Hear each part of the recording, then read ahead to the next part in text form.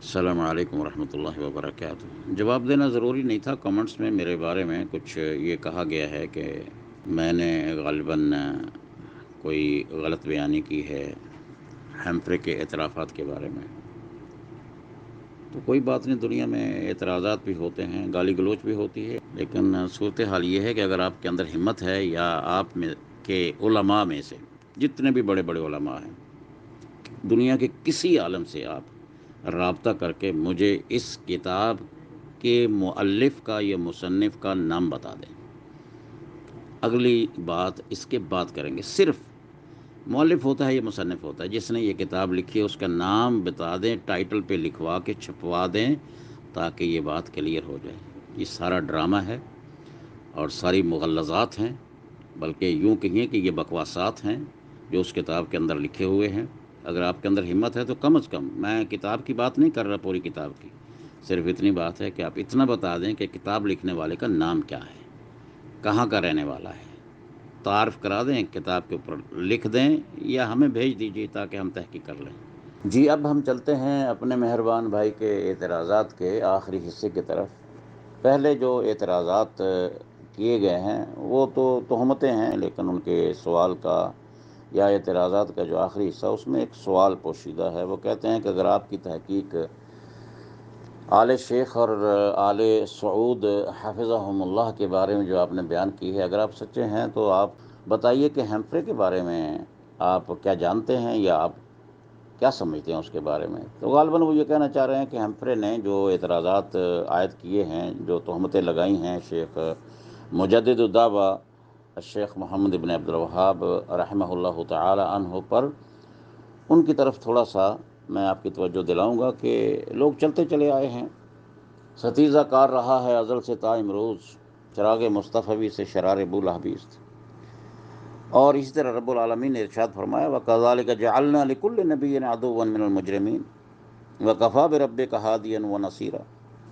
اور دوسرے مقام پر یہ ارشاد فرمایا وَكَذَلِكَ جَعَلْنَا لِكُلِّ نَبِيٍّ عَدُوًّا شَيَاطِينَ الْإِنسِ وَالْجِنِّ۔ تو یہ حق و باطل کی لڑائی تو بڑی دیر سے چل رہی ہے۔ نبی کریم صلی اللہ علیہ وسلم کو پتہ ہے آپ کے دور کے اندر یہ بات، ذوالخویسرہ جو تھا نبی علیہ الصلوۃ والسلام کا دشمن ثابت ہوا، اللہ کے صحابی تھا اور نمازیں ساتھ پڑھتا تھا اور ساتھ رہتا تھا، اور اس کے بعد اگرچہ نبی علیہ الصلوۃ والسلام نے اس کو معاف کر دیا۔ اس طرح سیدنا علی مرتضیٰ رضی اللہ تعالی عنہ، عبداللہ ابن وہب اور راسبی جو مارا گیا نہروان کی جنگ میں جو 38 ہجری کے اندر ہوئی، وہ ان کا دشمن تھا اور آپ کو وہ مسلمان نہیں سمجھتا تھا، آپ کے ساتھ لڑائی ہوئی اور جنگ میں مارا گیا۔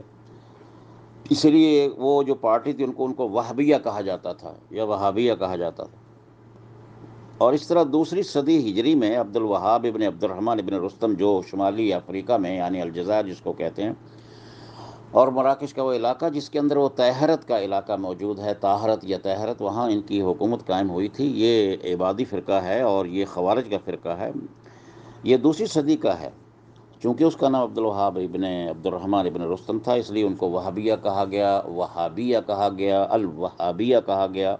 اور آج یہ اصطلاح بھی ہمارے اندر بڑی معروف ہے، جس کو کافر قرار دینا ہو، جس کو دین کا دشمن کہنا ہو، اللہ کا دشمن کہنا ہو، اللہ کے رسول کا دشمن کہنا ہو، قرآن و سنت کا دشمن قرار دینا ہو، اس کو لفظ وہابی سے تعبیر کر دیا جاتا ہے، کیونکہ یہ سب سے پہلا کام اس بدکماش نے کیا تھا جس نے درعیہ کو تباہ کیا اور قتل و غارت کیا۔ یہ ابراہیم پاشا جو تھا، محمد علی کا بیٹا، اور محمد علی کو اس نے جب لیٹر لکھا جو مصر کا تھا اس وقت گورنر اور خلیفہ عثمانی جو ترکیہ میں تھا، اس کو جب اس نے خطابات لکھنے شروع کیے تو اس میں اس نے اس کا بیان کیا تھا، اس اصطلاح کو یا اس لقب کا استعمال کیا تھا الوہابیہ کا، کہ وہابیوں کے ساتھ ہم نے یہ کر دیا، وہابیوں کے ساتھ ہم نے یہ کر دیا۔ یعنی وہ اصل میں جو الوہابی الرستمیہ جو افریقی تھے، جن کے اوپر اہل سنت والجماعت نے کفر کا فتویٰ لگایا تھا کہ دین اسلام سے یہ نکلے ہوئے لوگ ہیں، لہٰذا اس کی اصطلاح، اس کا گندا ایک بدبودار لباس جو ہے نا، وہ مجدد دعویٰ محمد بن عبد الوہاب رحمۃ اللہ علیہ کے اوپر ڈال دیا گیا تھی۔ اس وقت سے چلتے چلے آ رہے ہیں دشمن۔ چلیے ہم اپنی بات کی طرف آتے ہیں۔ تو یہ ایک بات بڑی مشہور کی جاتی ہے کہ محمد بن عبد الوہاب کی تربیت انگریزوں نے کی ہے، یہ انہی کا پودا تھا اور سلطنت عثمانی کو ختم کرنے کے لیے تھا، اور ان کا ایک جاسوس ہے، اور وہ کون ہے؟ Hempher Arthur. یا ہیمفرے، مسٹر ہیمفرے. تو مسٹر ہیمفرے کے بارے میں یہ ہے کہ وہ ایک منصوبہ لے کے آیا تھا، 6 پوائنٹ ایجنڈا اس کے پاس تھا، یعنی 6 نکاتی منصوبہ یا مشروع، یا جس کو عربی میں کہتے ہیں خطہ سوداسیہ.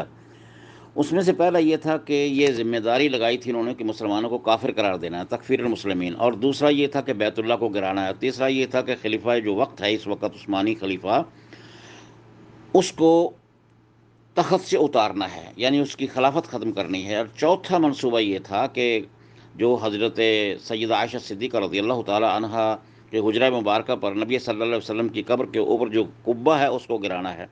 اور پانچویں اس کا نقطہ یہ تھا کہ نشر الارہاب کے دہشت گردی کو فروغ دینا ہے. اور چھٹا یہ تھا کہ قرآن کو شائع کرنا ہے اس کے اندر تبدیلی کر کے. یہ منصوبہ لے کے وہ آیا تھا کب؟ 12ویں صدی ہجری میں. تو نام کب پہلے چلا تھا؟ دوسری صدی ہجری کی بات ہے. عبد الوہاب ابن رستم کی وجہ سے وہابیہ کا لفظ استعمال آیا اس خوارج کے ایک طبقے کی جنہوں نے حکومت قائم کی تھی، اور وہی نام یہاں پر چلا دیا گیا. چلیے یہ بات بھی آپ کے ذہن نشین ہو جانی چاہیے کہ کوئی بات نہیں، حق و باطل کی لڑائی جاری ہے اور چل رہی ہے، لیکن اس سلسلے میں جو حقیقت ہے وہ ذرا سمجھ لیجئے. چلیے اس سے پہلے کہ میں ہیمفرے کی بات کروں، آپ ذرا چھتاری کے بارے میں یہ بات سن لیں. وہ بھی لگتا ہے جیسے ہیمفرے. یہ سن لیجئے، ہیمفرے یہ ایک فرضی کردار ہے، یہ خلائی مخلوق ہے، یہ انسان نہیں ہے، اس کا وجود نہیں ہے، یہ فرضی کردار ہے.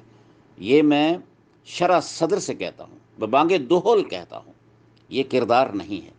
اس کے بارے میں محققین نے خوب تحقیق کر لی ہے، برطانیہ جا کر ان کی لائبریریوں کو چھان مارا ہے، اور ان کے اندر یہ بات کہیں سے نہیں ملی کہ اس نام کا کوئی آدمی برٹش گورنمنٹ کا کہیں کوئی اہلکار رہا ہو.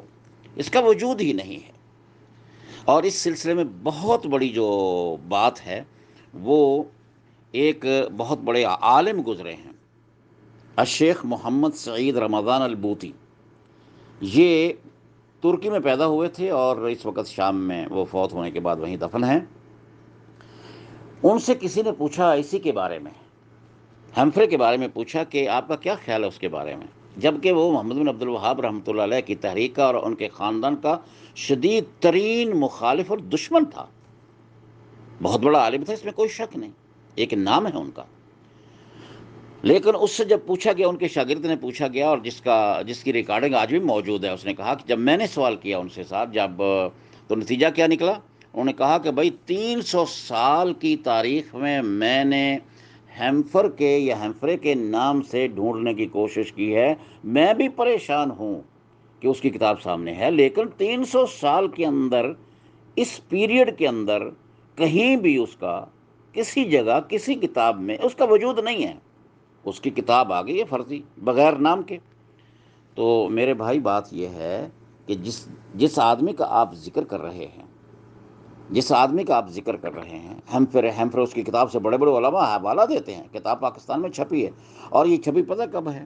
کہتے ہیں کہ 1710 کے اندر اس نے اس کا دور گزرا ہے عراق کے اندر 1703 سے لے کر 1701 سے 3 تک، تقریباً 3 سے 10 تک ان کا دور گزرا ہے. یہ جو ذکر کرتے ہیں اپنے حوالہ جات دینے کے لیے، ثابت کرنے کے لیے کہ جب وہ آیا ہے تو اس کے پاس بڑی تعلیم تھی، بڑی زبانیں جانتا تھا، عراق میں چلا گیا، وہاں پر محمد بن عبد الوہاب کی ان کی ملاقات ہوئی. وہ ایک زانی، شرابی اور کبابی قسم کا بندہ تھا اور بڑا ہی جذباتی تھا، اور اس سے پھر ہم نے کام لیا ہے، اس کو ہم نے تیار کیا ہے وغیرہ وغیرہ، الیاذ باللہ ولعنۃ اللہ علی الکاذبین.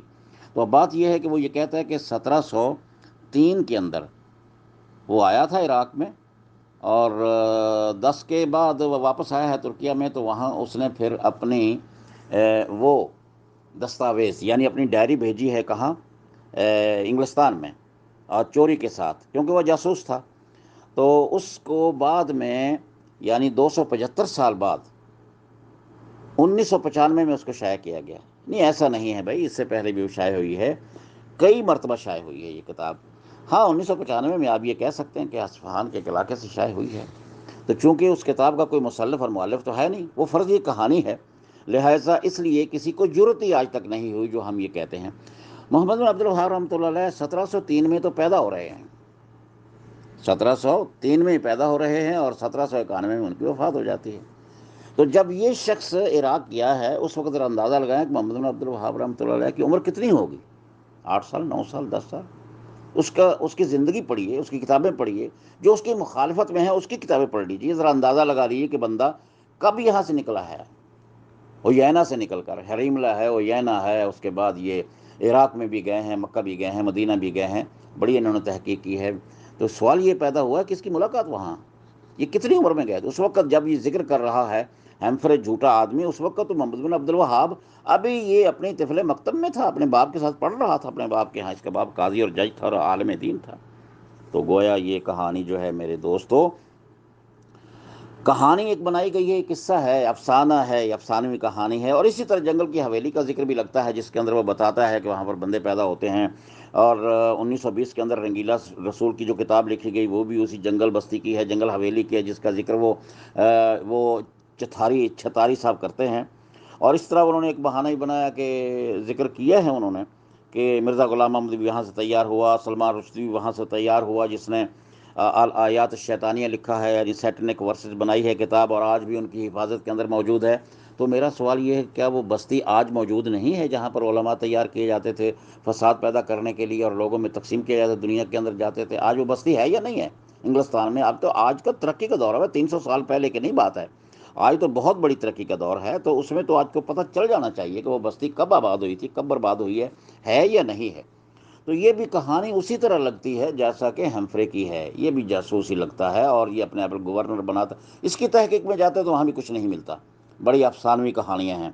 تو دوستو گزارش یہ ہے کہ اس بھونڈے اعتراضات سے نکلیے گا، حقیقت کی طرف آئیے۔ اللہ جانتا ہے یہ کہانی بنائی ہوئی ہے، اور اگر آپ کے ہاں جرت ہے اور آپ واقعی تحقیق کرنا چاہتے ہیں تو خدا کے لیے اس کتاب کی جو 90 صفحے کی کتاب ہے، جو اصفہان سے نکلی ہوئی ہے، جنہوں نے بنائی ہے پتہ ہے کون ہے، پہلے انگریزی میں تھی، پھر اس کی جو ڈائری تھی، پھر اس کا ترجمہ عربی میں کیا گیا، اور پھر اس کے بعد جناب اس کو اردو میں بنایا گیا اور اعترافات کرایا گیا۔ ماشاء اللہ ماشاء اللہ، اللہ تعالیٰ بچائے، اللہ تعالیٰ محفوظ رکھے اس قسم کی زیادتیوں سے جو مسلمانوں کے خلاف کرتے ہیں، نام کے مسلمان ہیں۔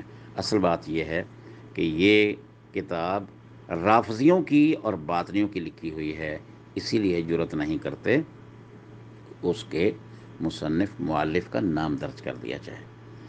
ھذا واللہ تعالی عالم، والسلام علیکم ورحمۃ اللہ وبرکاتہ۔